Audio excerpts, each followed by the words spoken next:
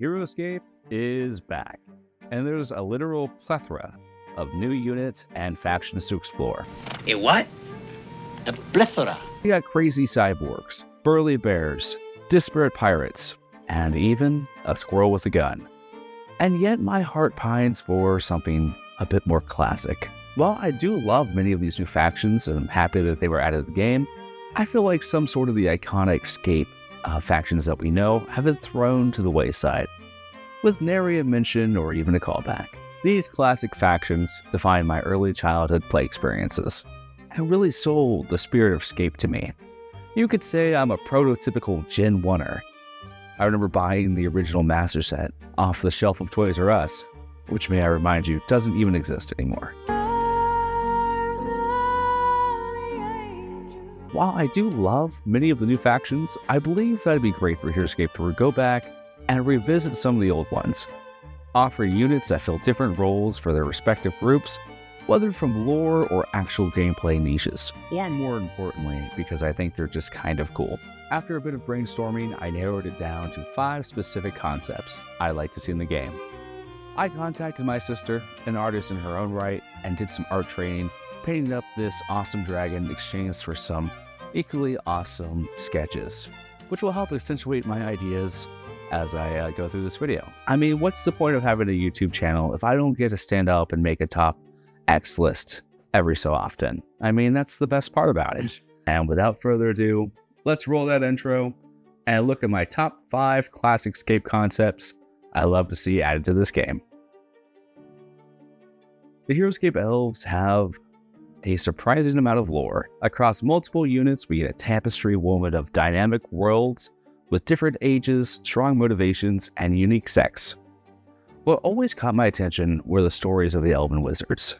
Their story was a somewhat tragic tale of doomed defenders, standing to the last man as they slowly fell one by one as they were summoned to Valhalla. The 9 elven wizards were part of a magical conclave called the Crimson Sigil. Both the Sigil and their sworn enemies, the wolves, were summoned at the exact same time, ultimately leaving their active fight in an open and an unresolved state. I love the elven wizards from a lore perspective, but from a gameplay perspective, they struggle a little bit. Really, they fall apart from their innate frailty and lack of expendable units that can fit easily into their army. Well, I like to pitch the Sages of the Crimson Sigil, a squad of elven acolytes who took over the mantle of defending Phelan once the wizards were summoned away. While the 9 wizards seemed to gain their power innately, this squad would take the writings of the wizards and other mages of Phelan and devote themselves to a more studious manner. The idea of collegiate wizards is a fun trope that Heroscape hasn't fully explored yet, and I believe it's a great way to touch back on this faction. Age of Annihilation has released several new wizards, as well as a new Archmage with Solon, and I think it'd be great for the squad to have some built-in utility with all wizards or all Archmages added to the game, as Solon could maybe use a little bit of the help. I love these units that visually appear younger than the wizards and have a differentiated style of clothing, wielding tomes and scrolls compared to the more direct melee weapons of their elvish predecessors. As for powers, it'd be great if this squad of sages had the ability to gain ranged special attacks based on their proximity to other wizards or archmages in the army, kind of like a lighter form of Charges' fire attack that each squad member can gain. Additionally, a mechanic that I think would be interesting is to tie healing into a squad. Outside of Nagrubs, it's kind of an unexplored design space where maybe this healing is more tied to a D20 to help their frail elven heroes not die so quickly in combat. Overall, the Sages of the Crimson Sigil would be a great factional addition to an elf pod, as they have a lot of versatility to be incorporated into with many different magic using armies, both old and new in Scape. Tough as they are goofy, the Primadons were always a fun faction in Scape, a faction that has been largely unexplored. These techno-apes are assumedly a significant part of Vidar's army, even gaining their own respective flag bearer. I think there's more to discover with this faction, as different primates could hold different roles in the monkey army, a la Planet of the Apes. The next concept I'm pitching are the Oregoniers, a request that has been brought up a lot of times by the community, both in Discord and just in casual conversation. While the Guerrillanators seem to hold more of the espionage role in a fight against the Marro, there aren't a lot of squads that deal AoE damage. I love to see the Oranguneers kind of fill that role of bulky squad busters. I foresee the Oranguneers having the tough ability as well, but perhaps the Oranguneers could sacrifice their counterparts' high mobility for an additional defense. Additionally, I see these guys having some specialized order marker utility, where Primadons can switch order markers from their card on a d20 roll to add some versatility to the Guerrillanators. The Oranguneers are the most fleshed out concept for the Primadons I had when I scripted this video, but I'd love to see more primates added. Puchin Pirate that refills black powder markers, a literal powder monkey. Yes. Lemur Snipers. Yes. A proboscis monkey duelist. Goofy, but awesome. Make it happen.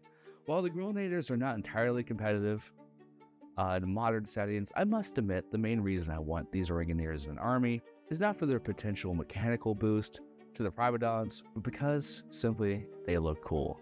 I mean, what's not to love about an ape with a laser Gatling gun?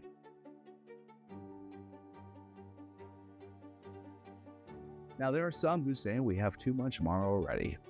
I might actually agree. I mean, there was a whole master set dedicated to them. They have loads of units, enough to almost warrant a massive subsect of Hutgar's army. And yet, with all the units, something has been gnawing at me, a niche missing. A Marro Warlord. Now you might say, wait, there's already a bunch of warlords in this game. We don't really need more. And that is true, but let me give my two-word rebuttal. Rock Riders.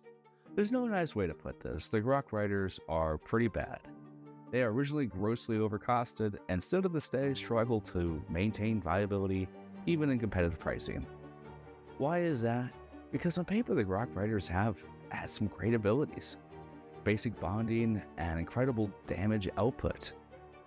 The problem, I'd argue, is that the blame doesn't fall on the riders themselves, but on the warlords they can bond with.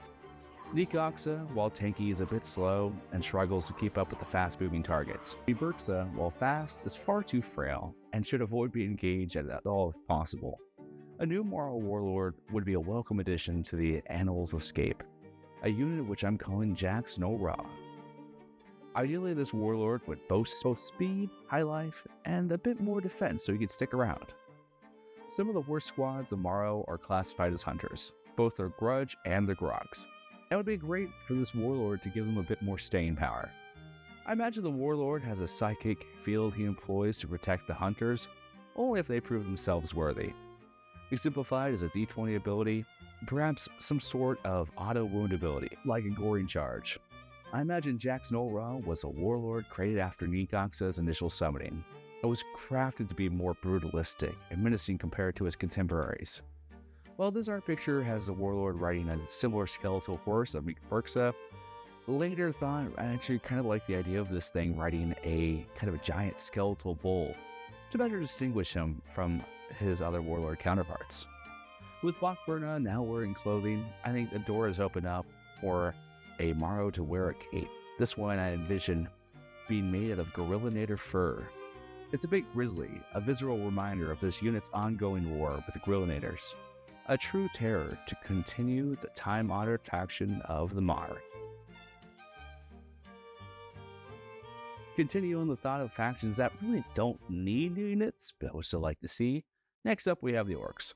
Heroscape Orcs, while not having as many units as the Marro, feel relatively fleshed out. Multiple Bogdan heroes as well as ranged, heavy, and skirmishing squads. But all that said, I must simply say, Orcs riding Orc Beast is so inherently cool. We could have over 1,000 different units with that design, and I would never ever complain. While I would love to see the Mammoth Rider that was teased in the original has, that still doesn't preclude me for aiming my hopes a bit higher. An Orc riding a giant pterodactyl. Orcs as a faction are missing some flying units, and honestly, the premise of a pterosaur just screams classic Scape to me. I envision this unit, whom I dubbed Pribnak, to actually have the Beast classification, to work better with the Arrowbreds. It's always bothered me that the Orcs don't have a strong, beefy Orc hero to bond with them. They have the Swag Riders, but those are more small supports that kind of run amongst their ranks. As of now, we just have to turn to non-factional units, like Krug or Memory, which are great in their own right. But if you're looking to run a thematic army filled with all orcs, they just don't fit that role entirely. I imagine Primadons would have some sort of sighting ability, granting ranged orcs extra range for attacking units adjacent to them, as if it were locating the enemy from the sky. It'd be great if it had some other orc synergy, since they are the armies that act as simply the most as bread and butter combinations, such as having his opponents roll less defense die for each engaged orc against his strong attacks. Primadons would be a bit of a fragile and fast flyer, a speedy and thematic can opener. I could see this concept becoming a squad of pterosaur flyers as well, or as a strong common hero. Whatever form it takes, an orc riding a pterodactyl just needs to happen someday. Soon.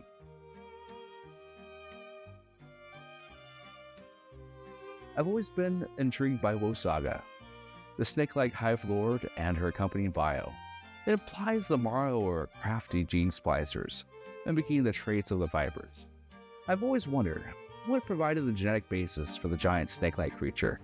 Surely it must be something more important than the relatively scrawny vipers that we have seen thus far. In my personal headcanon, the Marro have captured a sort of viper alpha, a large broodmother for their respective vipers, whose loss has made the vipers almost mindless beings, until she is finally rescued by Olar. I imagine this large and fierce viper acts as the commanding intelligence of the vipers, spurring them on and relaying commands through her respective leaders. I've said it before and I'll keep on saying it. I just really like the Heroscape Vipers. I designed this unit in my mind as a sort of nod to the Quetzalcoatl, the mystical snake deity from South America, but instead of feather wings, it has razor-sharp metal wings. I always imagined the Vipers as sort of a technocratic society, where the more prominent a creature was, the more access they had to technology. There's a lot of ways this unit could go, but I envision it as a sort of Viper command hub, allowing you to move multiple Vipers into position on her turn. I struggle with lore versus mechanics on this one, as I'd love to give her the Warlord tag to bond with the Armox, but I also could see her having like a frenzy aura that allows Armox or even the Viper Warlord itself to gain the frenzy ability. I've mentioned this before, but I believe the Vipers need some support, but too much and they can easily become overpowering.